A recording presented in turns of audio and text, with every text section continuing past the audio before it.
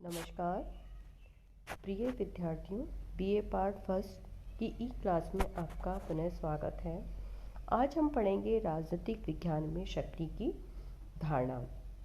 राजनीतिक विज्ञान के अध्ययन के अंतर्गत ये आवश्यक हो जाता है कि हमारे द्वारा मानव के सार्वजनिक व्यवहार को निर्धारित करने वाले और सामाजिक व्यवस्था को प्रभावित करने वाले तत्व का अध्ययन किया जाए।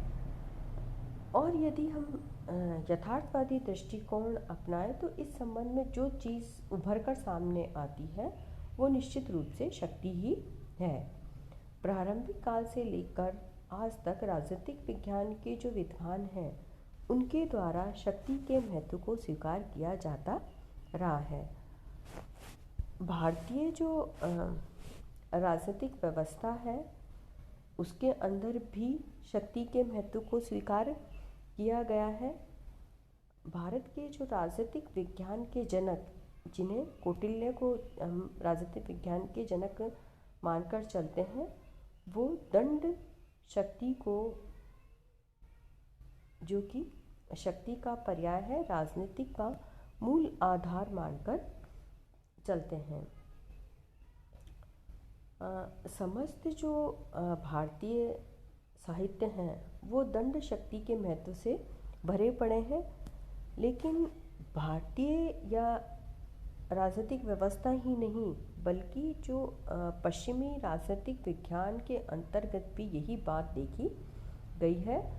और वो राजनीति को शक्ति से पृथक नहीं कर पाते और राजनीति को शक्ति का विज्ञान ही वो मानकर चलते हैं। राजनीति सभी सामाजिक विज्ञानों में शक्ति की धारणा का इतना संबंधित कोई भी नहीं रहा जितना कि राजनीतिक विज्ञान। अब ये कि राजनीतिक विज्ञान में शक्ति की धारणा को समझना इसलिए भी आवश्यक हो जाता है कि इस संबंध में जो मिथ्या विचार प्रचलित हैं शक्ति के बारे में उन्हें दूर किया जाए। मतलब जो शक्ति के बारे में, जैसे लॉर्ड एक्टन का ये प्रसिद्ध कथन है कि शक्ति भ्रष्ट करती है और निरंकुश शक्ति पूर्णतः भ्रष्ट कर देती है। तो हमारे मन और मस्तिष्क में शक्ति के प्रति एक दुर्भावना का जन्म हो जाता है कि भाई शक्ति भ्रष्ट करती है, या उसके साथ वस्तु स्थिति यह है कि शक्ति जो सामाजिक व्यवस्था के लिए नितांत आवश्यक है और शक्ति के बिना किसी भी प्रकार की जो सामाजिक व्यवस्था है उसकी कल्पना हम नहीं कर सकते। अब जो शक्ति के बिना केवल शक्ति की अति या शक्ति के दुरुपयोग के साथ भ्रष्टाचार को जोड़ा जा सकता है। इसी प्रकार एक नैतिक धारणा के रूप में सत्यमेव जयते नितांत औचित्यपूर्ण विचार है और मानवीय जीवन में हमारा आदर्श भी यही होना चाहिए। लेकिन वस्तु स्थिति यह है कि सत्य के पीछे अगर शक्ति का बल नहीं है तो उसकी विजय की आशा हम कम ही कर सकते हैं। यथार्थ रूप में शक्ति और जो सत्य है वो एक दूसरे के विरोधी नहीं है बल्कि एक दूसरे के पूरक हैं। ये मतलब जिसे हम शक्तिशाली कह रहे हैं या जो सत्य है उसको और भी मजबूत शक्ति के द्वारा ही बनाया जा सकता है। अब इसलिए इसकी अर्थ या व्याख्या समझना आवश्यक है कि शक्ति का अर्थ और व्याख्या क्या है। अब शक्ति को समझने के लिए अलग अलग विद्वानों के द्वारा इसकी अलग अलग परिभाषा दी गई है।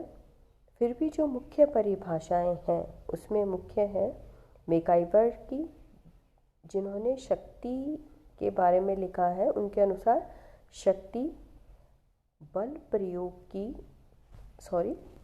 शक्ति होने का हमारा अर्थ व्यक्तियों के व्यवहार को नियंत्रित करने, विनियमित करने या निर्देशित करने की क्षमता।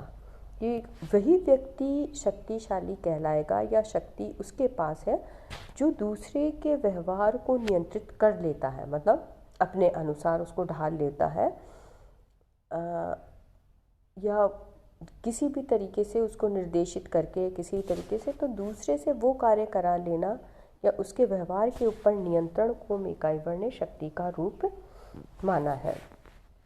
लासबेल और कैप्लॉन जो है उनके अनुसार जो शक्ति है उसमें उन्होंने प्रभाव को महत्वपूर्ण रूप से शामिल किया गया है। उनके मत अनुसार शक्ति का उपयोग करते हुए दूसरे की नीति और कार्यों को प्रभावित किया जाता है तथा इस प्रक्रिया में दोनों पक्षों के बीच घनिष्ठ संबंध रहता है, मतलब जो आदेश दे रहा है और जो आदेश का पालन कर रहा है।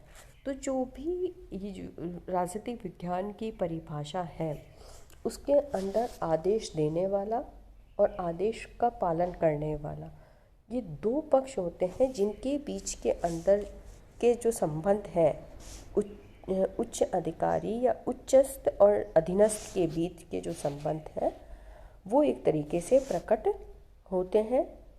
और इस बात पर निर्भर करता है कि उच्चस्थ के आदेशों का या उसके पालन कैसे या किस तरीके से अधीनस्थ करता है, उसी के आधार पर शक्ति की व्याख्या की जा सकती है या किसी व्यक्ति को शक्तिशाली माना जा सकता है। धन्यवाद।